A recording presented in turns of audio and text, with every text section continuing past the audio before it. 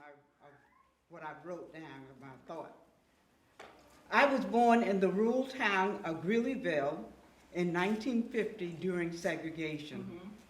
Don't remember any real exposure to Jim Crow because we were so segregated even when my family moved to the big city of Charleston, South Carolina when I was 5 years old. I grew up knowing loving family and friends, only saw colored or Negroes as they were called, lived in all black neighborhoods, etc., went to all colored schools, church, grocery stores, movie theaters. As I got older, the only time I recall seeing white people was when we went trick-or-treating to nearby white neighborhoods. They were friendly and generous in giving candy and sweets. We generally came home loaded down with treats and candy. My family moved a few times in downtown Charleston. Once we lived a few doors down from WCSC TV station, Channel 5. They had a kids' TV program called The Happy Rain Show, hosted by a white woman dressed as a female Indian. It aired weekly, Monday through Friday, with white kids invited to sit down and play games and watch a live show of animals. Remember Susie Q, the elephant?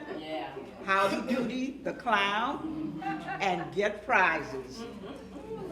Black kids were invited only on Wednesdays.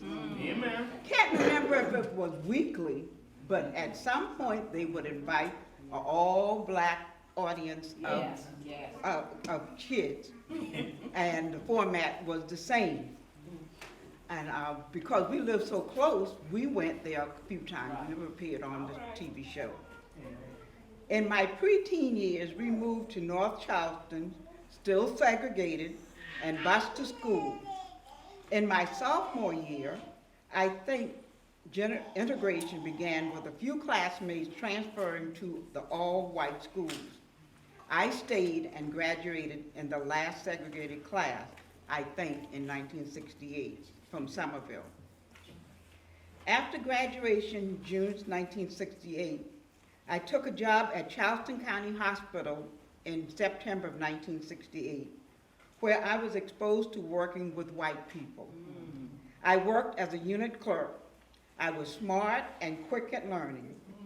After 7 months on the job, April 1969, the hospital strike began, which started with black workers, mostly women from Medical College Hospital, now known as MUSC, demanding better pay and working conditions.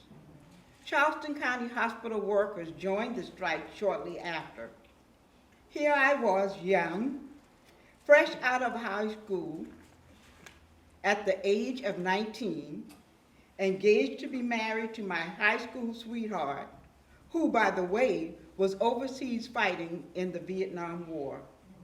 But I was fighting a different war at home, in the streets, picketing, going to rallies, and even going to jail in protest against unfair treatment of black working employees and for the right to organize in a union. The strike ended several months later, the end of 1969, with acknowledgement of better pay, still less than $2 an hour, better respect and working conditions on the job, but no acknowledgement of a union. We returned to work October of 1969. I got married shortly after in January 10th, 1970. During the strike, which gained national attention, and most historically, the attention and commitment from Reverend Ralph Abernathy, who preceded Dr. Martin Luther King Jr. as president of SCLC. Mrs. Coretta Scott King, widow of the late Dr. Martin Luther King Jr., and so many other black nationally renowned leaders, as well as local white and black leaders who understood and in agreement the cause for which we were fighting. Black unity, community union for the right was felt during this time.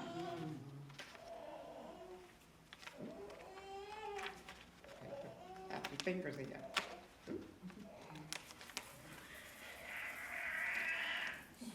And I would close in a note. Mary Moutry, who was president of Local 1199B, who was a part of the union that originated in New York, and this is our cap for Local 1199, Drug and Hospital Union. They stemmed out of New York, and we tried to organize a union for that purpose. And I was 19. Mary Moutry, at the age of 27, was president of the Local 1199B, and she died in 2015 as the mother of the Evening of Prayer Church right here in North Charleston. I have attended her funeral and have the obituary. I was 19, spent about 2 weeks in jail after a demonstration downtown, along with so many workers, community leaders, and community school kids. I was pictured several times in the National 1199B newsletter, being arrested and thrown into jail. And this occurred at a rally. This is me at the rally. Later that day, we left the rally and hit the streets. And here is me being loaded, getting ready to be loaded into the paddy wagon. I mean, the crowd was so big, they'd just throw you in a big old station wagon type thing. But that's what, and here I am. And with my cap and everything.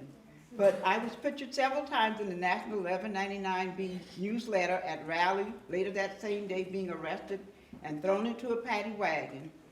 And this particular picture, was also featured in several books related to civil rights demonstrations. The picture was captioned as an unidentified demonstrator during the hospital strike. Visual memories of this experience in my life is contained in my personal scrapbook of pictures, newsletters, stories, and a few artifacts which you are welcome to see on display. A lot of these pictures I have of rallies. Sister Coretta Scott King is in here, a lot of notable people, but I kind of kept this through the years. Amen. Amen. And so this is my Black History moment. Thank you.